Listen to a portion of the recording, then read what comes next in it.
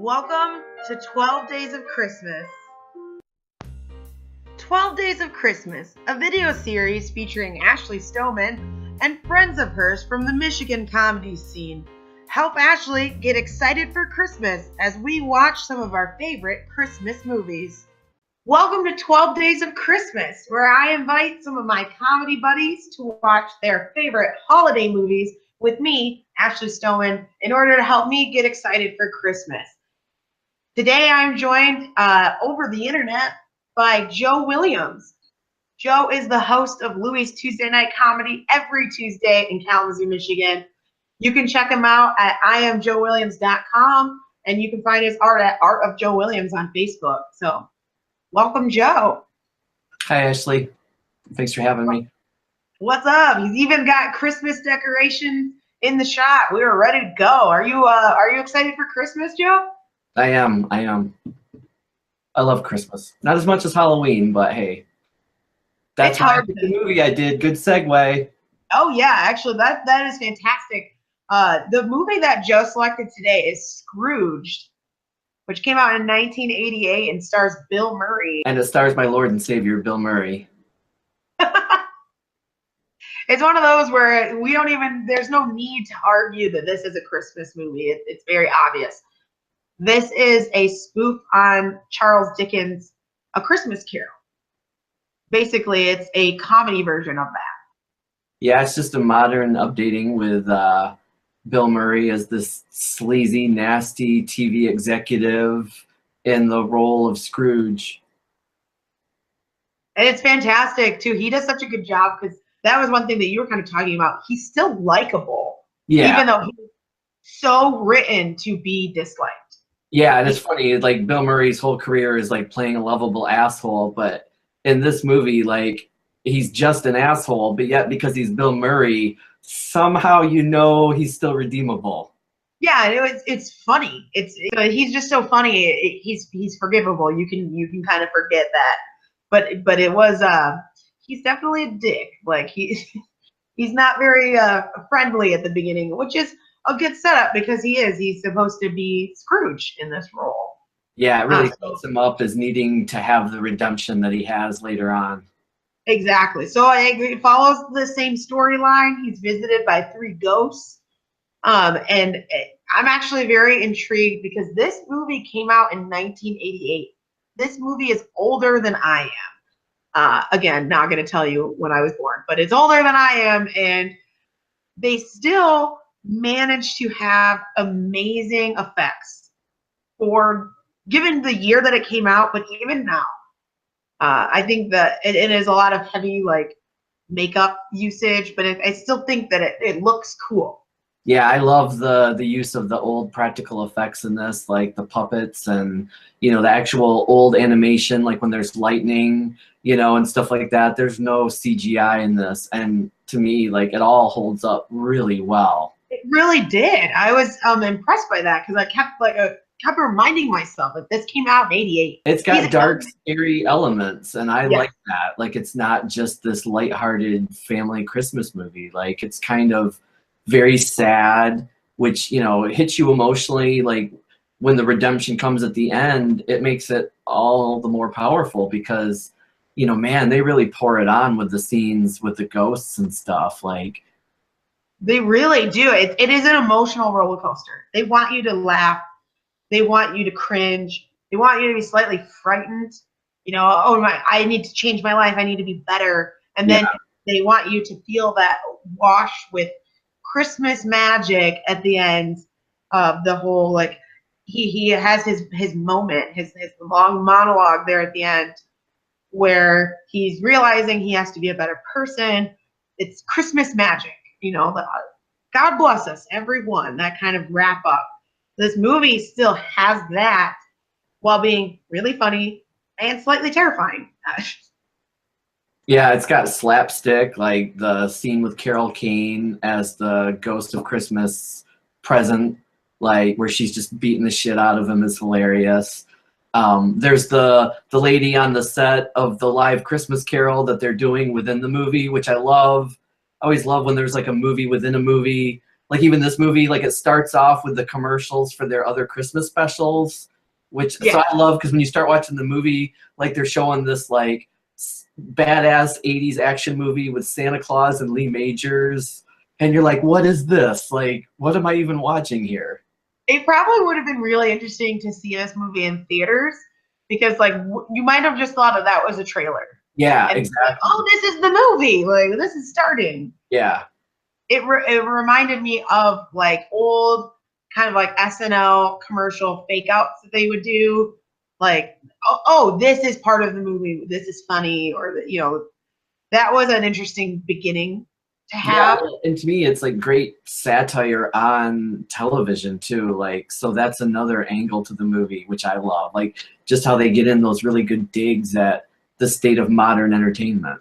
It doesn't matter that this is 30 years later, that it's still incredibly relevant, set in a very realistic world. You feel, you feel like you could be there, that this could be happening.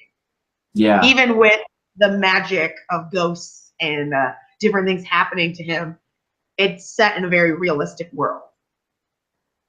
We could, there probably is some really shitty TV producer right now getting ready to produce A Christmas Story Live who is going to be visited by 3 ghosts. Like that's how I feel. It's like so realistic.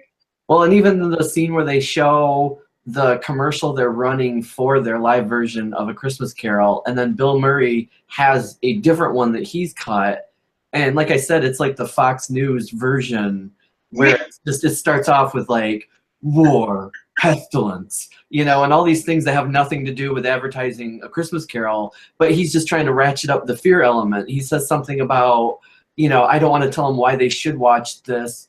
I want to convince them that they should be scared for their life if they don't watch it, or something to that effect. Someone dies because it's so terrifying.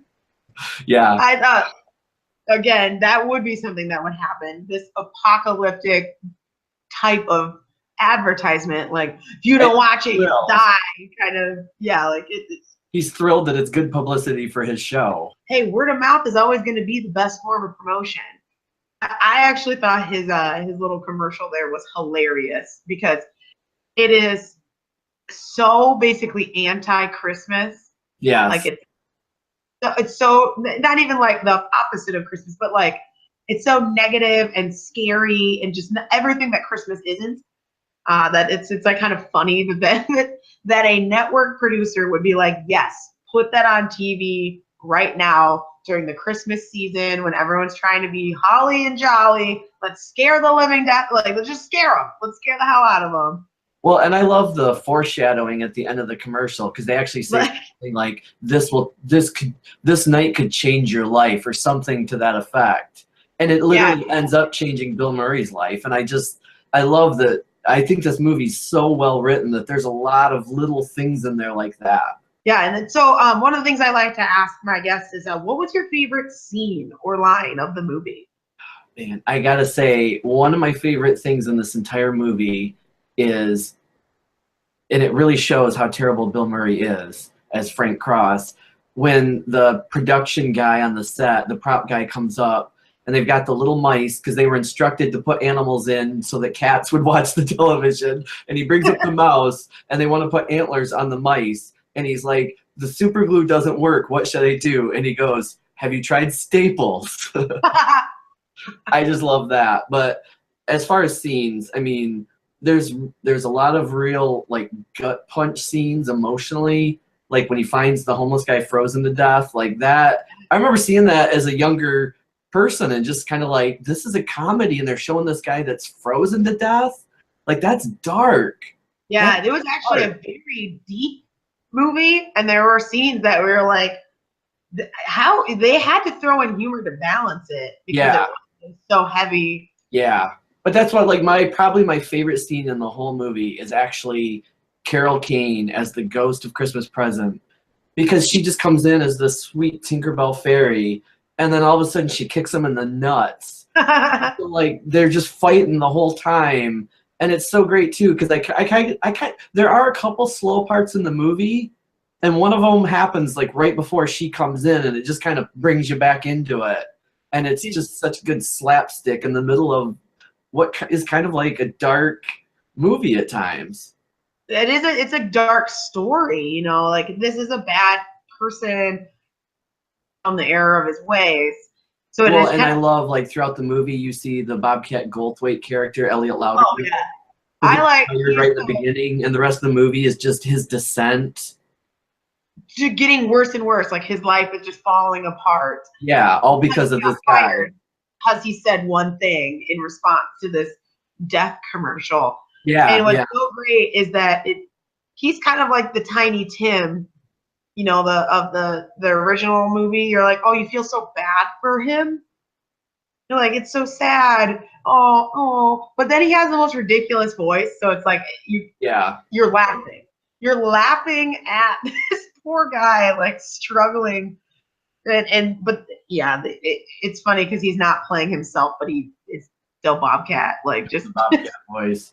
Well, and that's one of the things I love about the movie is like they took the Christmas Carol story, and it still has all the elements, but they really updated it where it's like you kind of don't even really know that that's what they're doing in a way. Like it's done really well, like because like you said, like Elliot's kind of the Tiny Tim, but yet Alfre Woodard's son that doesn't speak is also kind of the Tiny Tim. Yeah, like he's the actual physical what you were thinking of Tiny Tim, like a little boy who has maybe like kind of a sad history, but that's how I saw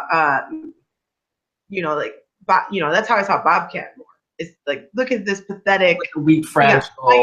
Yeah, he's struggling. It's the Christmas season. He just lost his job, and so I think it was very interesting, and obviously it's more heartwarming.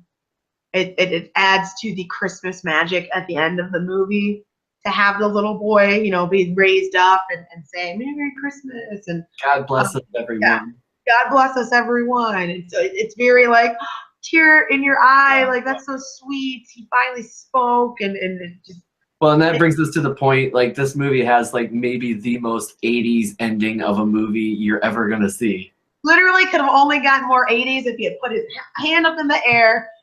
It's like that whole decade is so captured in this movie. He basically gives the rousing speech and then starts talking to the camera, and then he leads a sing-along where he's talking to the people in the theater and getting different parts of the theater to sing. But what I love is of all the songs they could sing that are heartwarming in a Christmas movie, they sing Put a Little Love in Your Heart. Right. They're like, we're not going to sing Jingle Bells or any Christmas song. Like, this is a better song. This makes more sense. And that's such an 80s touch, is that big uplifting number at the end. Yeah. Yep. And honestly, I want to believe that maybe even 50%, but most of that at the end where he's speaking to the audience, I want to believe that Bill Murray just improvised all of that. Bill Murray ad-libs for sure. Yeah, and then they just kept the camera rolling. They're like, we'll pick what's good. Well, and honestly, the only part of this movie that doesn't age well is probably when he says, I want the men in the theater to sing, and he goes, now the real men. And he says, now the women sing. Wait, no, the real women. I was like, oh, this movie would not be made in 2017. Yeah, but that's like the one part.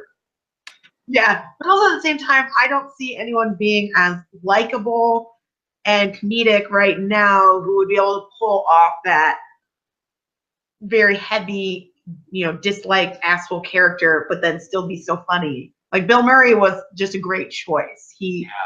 I would say it right now. Do not remake this movie. It doesn't need to be remade. It's perfect the way it is. Well, and that's one reason why I picked it, because I kind of feel like when people are talking about Bill Murray, I never hear them talking about this movie. When I hear people talking about Christmas movies, I never hear people talking about this movie. And I think it's great. Like, I think it fits in with like Ghostbusters as like a 80s comedy that has like dark elements and really good effects. Like, I mean, I just think it's kind of got everything. Yeah, definitely. Well, one last thing that I like to do for 12 Days of Christmas is ask that if you somehow met someone who had not seen this film, how would you pitch it to them to get them to watch it? Man, I'd say, to me, it's quintessential Bill Murray, likable asshole. It's a great Christmas movie, and basically, I just think we discussed it's like the perfect '80s movie in a lot of ways, and I like it. I feel like it's emotional, it's sad, but it's also heartwarming. It's funny. It's got slapstick humor. It's kind of just got everything.